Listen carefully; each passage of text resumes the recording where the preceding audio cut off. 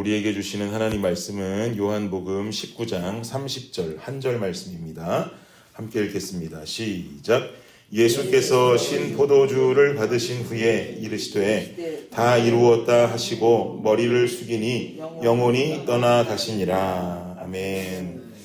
네, 오늘 본문은 여러분 방금 읽으신 것처럼 읽어보시면 아시겠다시피 십자가에 달리신 예수님의 모습을 담고 있는 장면이죠. 다른 복음서, 공관복음이라고 말하는 마태복음, 마가복음, 누가복음상에는 예수님의 십자가의 사건이 좀 더 구체적으로 자세하게 설명이 되어 있는데요. 우리가 보는 요한복음은 그렇지가 않습니다. 다른 공관복음서들처럼 자세하게 예수님 십자가의 죽음을 말하고 있지는 않아요.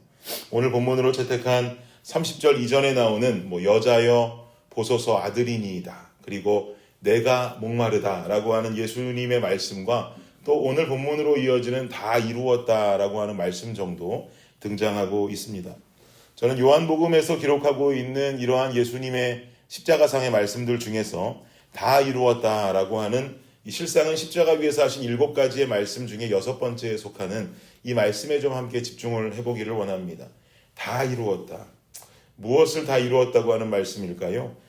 하나님께서 그토록 원하셨던 당신의 자녀들의 구속함, 그리고 자녀와의 화목해됨의 은혜를 다 이루었다라고 예수님께서 말씀하고 계시는 것이죠.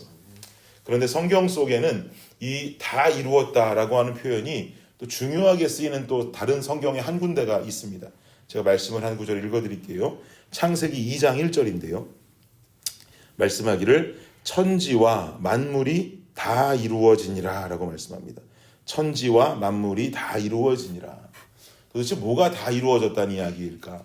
창세기 2장이 시작되면서 기록하기를 다 이루어졌다라고 여기도 기록하고 있단 말이죠. 그렇다면 2장 이전 장인 1장에 관련한 이야기가 다 이루어졌다라는 이야기가 되겠죠. 1장에는 여러분 잘 아시는 것처럼 무슨 이야기가 등장하나요? 천지를 창조하시는 이야기가 등장합니다. 천지를 창조하시고 마지막으로 사람을 창조하시게 되죠. 이렇게 모든 창조가 끝이 나고 난 후에 창세기 2장을 시작하면서 바로 1절에 다 이루어졌다라고 말씀하십니다. 그러니까 창세기 1장에서 말하고 있는 천지 창조의 의미는 무엇이겠습니까? 하나님께서 생명 없는 것에 생명을 불어넣으신 사건이라고 우리는 알 수 있습니다. 세상에 존재하지 않던 것들을 존재하게 한다는 것은 이것은 새로운 생명의 탄생이다라고 우리는 해석할 수 있겠죠. 그리고 대미를 장식하는 생명의 존재는 바로 인간, 우리들이 되는 것입니다. 그리고 나서 하나님 뭐라 그러셨다고요? 다 이루었다. 그러면 다시 오늘 본문으로 좀 넘어와 보시죠. 예수 그리스도의 십자가가 아니었으면 우리 모두는 어떤 존재들이었습니까? 살아있을 수 없는 존재들이었습니다. 죄에 허우적거리면서 사망의 골짜기에서 살아갈 수밖에 없는 존재들이었단 말이죠. 여러분, 예수님의 십자가가 세워진 골고다 언덕, 여기서 골고다라고 하는 말의 뜻은 해골이라는 뜻입니다. 즉 해골이라고 부르는 사망의 골짜기에 예수 그리스도의 십자가가 세워진 셈입니다. 그러니까 결국 예수 그리스도가 십자가에 달리시고 돌아가시는 이 사건도 사망이 생명으로 옮겨지는 그야말로 해골밭에서 생명이 태어나는 사건이다라고 볼 수 있는 거예요. 새 생명 얻은 하나님의 백성들을 만들어낼 수 있는 어떤 최고의 사건, 최고의 찬스였다 이 말입니다. 그럼 우리는 중요한 사실을 하나 깨달을 수 있게 돼요.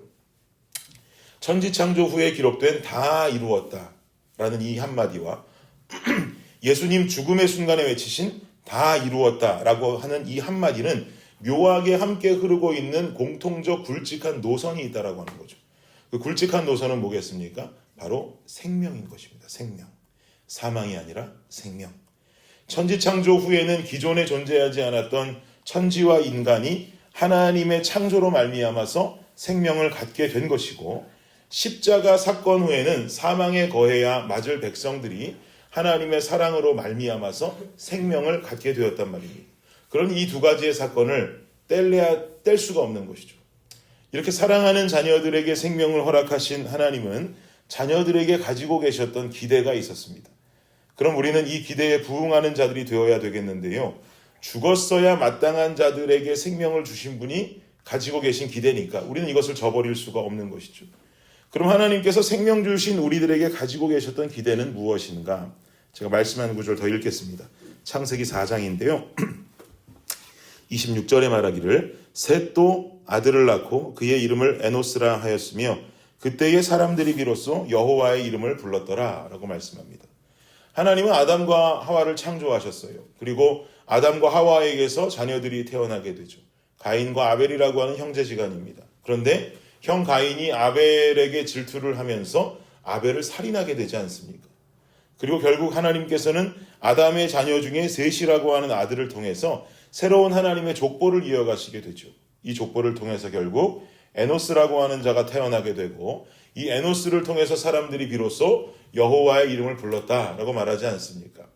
여호와의 이름을 불렀다라고 하는 것이 의미하는 바는 바로 예배인 것입니다. 예배. 결국 구속함을 입은 하나님의 자녀들에게 주님께서 궁극적으로 가장 크게 원하시는 기대함은 우리가 하나님께 드리는 예배인 것이에요. 우리 삶 가운데 예배의 삶을 원하시는 것. 우리가 잘 알고 있는 이사야 말씀도 있지 않습니까? 43장 21절에 말하기를 이 백성은 내가 나를 위하여 지었나니 나를 찬송하게 하려 하심이라. 이 백성은 내가 나를 위하여 지었나니 생명을 주었나니 나를 찬송하게, 즉 나를 예배하게 하기 위함이다 라고 말씀해요. 이뿐만이 아니죠. 이스라엘 백성들의 출애굽 사건도 한번 여러분 떠올려 보세요. 출애굽도 애굽에서 노예로 살다가 죽을 수 있는 그 인생들을 하나님께서 젖과 꿀이 흐르는 가나안 땅으로 이동시키시면서 생명을 다시금 허락하신 사건이에요. 이 출애굽 사건도 결국은 예수 그리스도의 십자가의 사건이 구약에 예표된 사건입니다. 구원의 사건이다 이 말이죠. 이렇게 출애굽을 위해서 모세가 바로왕 앞에 서게 되지 않습니까? 그리고 바로왕에게 이스라엘 백성들을 데리고 나가겠다라고 하니까 바로가 승낙을 해요 안 해요? 안 하죠. 안 하니까 결국은 하나님께서 모세를 통해서 10가지 재앙을 내리시지 않습니까? 그런데 이 10가지 재앙 중에 모세가 계속 되풀이하면서 하는 말이 하나 있어요. 제가 그 말을 하나 읽어드릴게요. 7장 16절의 말씀인데요. 그에게 이르기를 히브리 사람의 하나님 여호와께서 나를 왕에게 보내어 이르시되, 여기서부터가 중요합니다. 내 백성을 보내라. 그러면 그들이 광야에서 나를 섬길 것이니라 하였으나 이제까지 내가 듣지 아니하도다. 여기도 보면 광야에서 나를 섬길 것이라. 하나님 말씀이죠. 광야에서 나를 섬긴다는 말의 의미가 뭐겠습니까? 예배입니다. 생명 얻은 우리는 하나님을 예배하는 존재로 삶을 살아가야 하는 것입니다. 예배라고 하는 것은 우리의 생각과 말과 행동, 즉 우리의 삶, 전반적인 우리의 모든 삶이 하나님을 기쁘시게 하는 모습이 바로 예배인 줄을 믿습니다. 우리가 주일에 아무리 거룩하게 예배 드리고 결단한다고 그래도 주일 이후에 이어지는 우리의 삶 가운데 주님을 기쁘시게 못하는 생각과 말과 행동으로 우리가 살아가고 우리의 삶이 이어진다면 이건 정확히 말하면 생명 얻은 존재들의 예배의 모습이 아닌 거예요. 지난 주일에도 제가 여러분께 강조드리고 또 오늘도 연이어서 주님께서 우리 블레싱 공동체에 말씀하고 계시는 중요한 사실 한 가지는 바로 성도의 순결함인 것입니다. 이 순결함이 예배와 연결되는 거예요. 주님께서 이 말씀을 계속해서 우리에게 주신다고 하는 것은 저는 우리 블레싱 공동체가 더 깨끗한 하나님의 그릇으로 하나님의 나라를 위해서 사용되기를 원하시는 하나님의 마음이다라고 해석합니다. 우리 공동체 이 말씀을 이 현장에서 또 지금 온라인으로 듣고 계시는 성도님들을 주님 나라 위해서 사용하기 원하신다는 거예요. 그러기 위해선 순결함으로 이어지는 삶의 예배가 블레싱 안에 일어나야만 된다. 이게 있어야 너희를 내가 사용할 수 있다라고 주님은 계속해서 크게 외치고 계시는 것입니다. 사랑하는 여러분, 오늘을 예배하는 예배자로 서시기를 간절히 원합니다. 하나님께서 사용하시는 사람으로 살아가는 것만큼 우리 인생에 가치 있는 일은 없는 것이에요. 가짜 말고 진짜로 살면 좋겠습니다. 생명 얻은 척하지 말고 진짜 생명 얻은 자답게 살아가기를 간절히 원합니다. 그래서 주님께서 사용하시는 블레싱 공동체요, 이 자리에 계신 그리고 또한 온라인으로 말씀 들으시는 우리 블레싱 성도님들 개개인의 삶의 예배가 되시기를 예수 그리스도의 이름으로 축복합니다. 기도하겠습니다. 주님 감사합니다. 우리에게 생명 허락하여 주셔서 감사합니다. 생명 주셨기에 그리고 주님께서는 다 이루었다 하셨기에 우리가 이제는 생명 얻은 자답게 살아가야 할 줄 믿습니다. 아멘. 주여 우리 안에 예배가 살아나게 하여 주시옵소서. 아멘. 주일날 와서 거룩하게 그리고 그 예배 한번 드림으로 예배 다 드렸다 생각하며 살아가지 않게 하여 주시고 우리의 삶 가운데에서 삶의 예배로 우리의 생각과 말과 행동이 순결한 모습으로 주님 앞에 드려지는 간절한 예배자의 모습이 될 수 있도록 주님 역사하여 주시옵소서. 아멘. 그리할 때에 이 블레싱 교회를 보시면서 우리 성도님들 한 사람 한 사람을 보시면서 내가 너를 사용하기 원하노라, 내 준비가 모두 다 끝났구나라고 칭찬 들을 수 있는 우리 블레싱 성도들이요 우리 교회가 될 수 있도록 주님 역사하여 주시옵소서. 아멘. 감사합니다. 이 모든 말씀 예수님의 이름으로 기도드립니다. 아멘. 아멘.